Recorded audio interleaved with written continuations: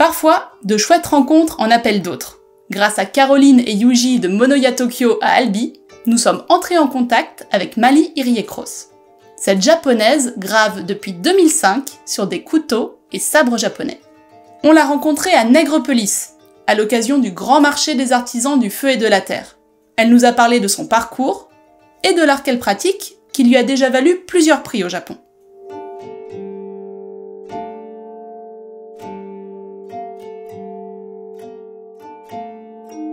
Graver des couteaux et des sabres japonais, ce n'est pas venu tout de suite pour Marie. Elle a d'abord étudié les beaux-arts et le design au Japon, puis elle s'est formée à la gravure et à la bijouterie à Londres. C'était une technique plutôt européenne, avec une échoppe, plutôt pour les initiales, pour un petit dessin, pour les bijoux. Comme je travaille avec mon mari, je fais la gravure sur les bijoux. Et puis, il y a eu une rencontre. Et une demande un peu particulière il y a une vingtaine d'années. J'ai rencontré monsieur Dominique Bargel. C'est lui qui m'a demandé de faire la gravure sur un tanto qu'il a forgé. Et c'est lui qui m'a encouragé de faire la gravure sur les sabres. Cette demande du forgeron aveyronnais, Mali va la refuser. À l'époque, j'ai pas des outils pour les techniques de gravure pour les sabres. Ça s'appelle Tossimboli. Donc j'ai refusé en fait. Et pendant 10 ans, j'ai refusé tout le temps que j'ai pas des outils, j'ai pas le temps. Et après 10 ans après, il est revenu en me disant que j'ai fabriqué des outils pour toi. Peut-être tu peux essayer pour graver. Et c'est là que j'ai commencé et la gravure et puis ça marchait. Donc j'ai continué. La graveuse se lance, essaye plusieurs façons de graver avec différents outils. Elle échange avec d'autres graveurs pour progresser et se rend au Japon pour apprendre la technique. J'ai rencontré un maître graveur et je suis restée une journée et il m'a montré comment il faut faire. Et après j'ai appris toute seule. Je cherche toujours pour améliorer, oui, il y a plusieurs façons de graver des motifs, les lignes sont différentes. La gravure sur sabre ou sur couteau, c'est très différent de celle sur bijoux. Alors, pour les bijoux, c'est pas profond. C'est une taille douce, donc on n'a pas besoin de graver profond, assez profond. Par contre, pour les sabres, il faut graver assez profond parce que après la gravure, il y a le polisseur qui fait le dernier polissage.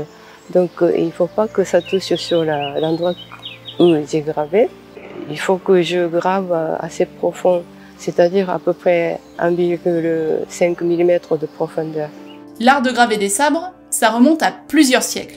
C'est à l'époque d'Edo qu'il s'est particulièrement développé, avant de presque s'arrêter. En 1876, le port du sabre a été interdit dans les lieux publics, sauf pour les militaires, les agents de police et quelques autres.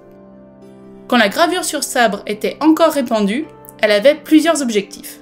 C'est pour alléger le sabre et aussi pour graver un motif qui protégeait le porteur.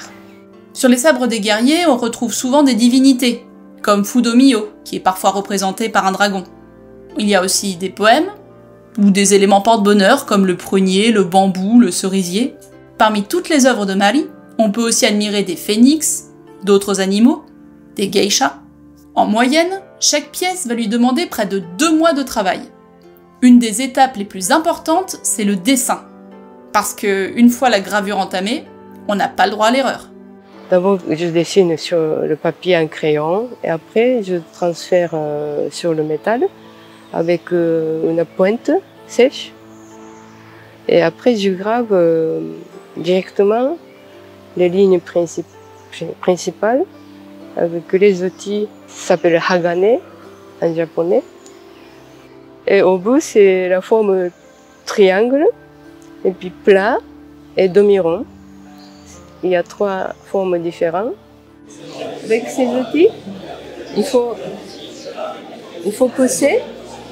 Pour faire la ligne, il faut pousser comme ça. Et pour faire un demi-rond, il faut tourner.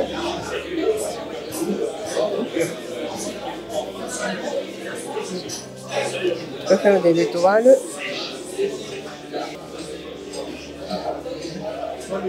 Je peux faire des textures aussi, avec forme plate. Comme ça. Quand je travaille sur le cuivre, l'argent et le fer, ils sont assez tendres, donc j'ai pas besoin d'aiguiser. Mais quand je grave sur les titanes, il est assez dur. Il faut que je vérifie si c'est bien aiguisé ou pas. Sinon, je rate. Et puis quand c'est à peu près fini, il faut que je fasse le polissage, l'endroit où j'ai gravé. Et ça prend beaucoup de temps aussi. C'est la finition qui prend beaucoup de temps. Ça peut être avec des poudres de pierre, avec un petit bout de bambou, et je gratte gentiment et j'enlève pour lisser. C'est un tel travail de précision que quand elle est sur des détails très fins, comme des cheveux ou certaines fleurs, Mali utilise même un microscope. La gravure ne se fait pas à n'importe quel endroit du couteau ou du sabre.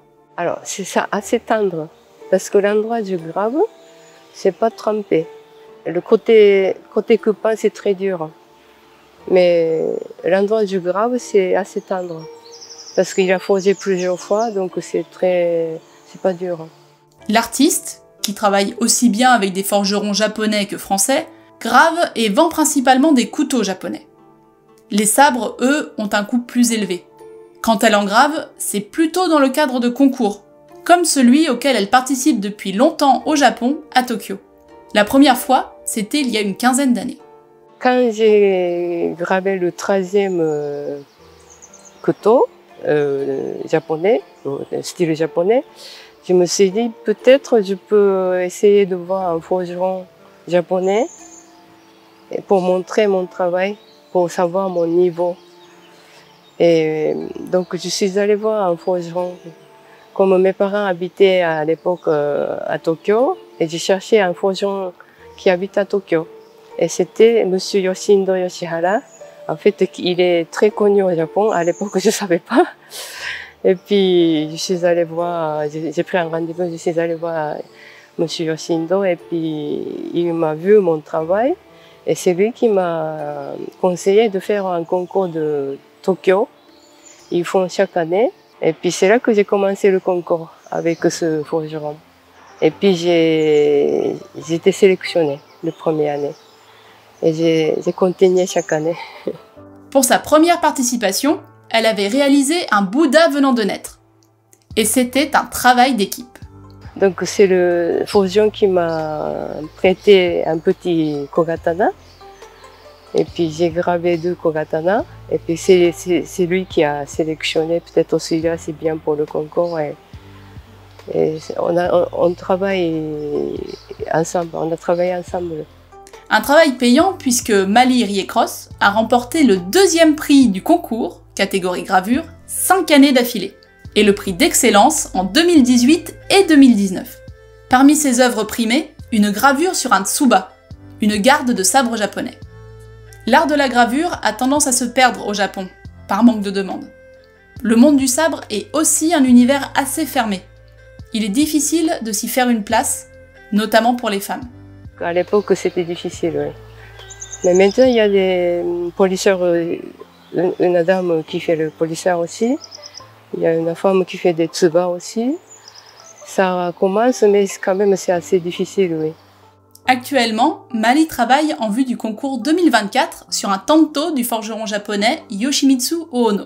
Le sujet est Jizo Bosatsu, ceux qui cherchent l'éveil.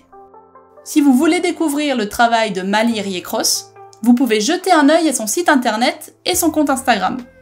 Elle sera aussi présente à la fête du couteau de Nontron dans le Périgord les 5 et 6 août prochains. Quant à nous, on se retrouve pour de prochaines vidéos sur la chaîne Culture Japon. Si vous avez aimé celle-ci, likez, partagez et pensez à vous abonner. À bientôt sur Culture Japon.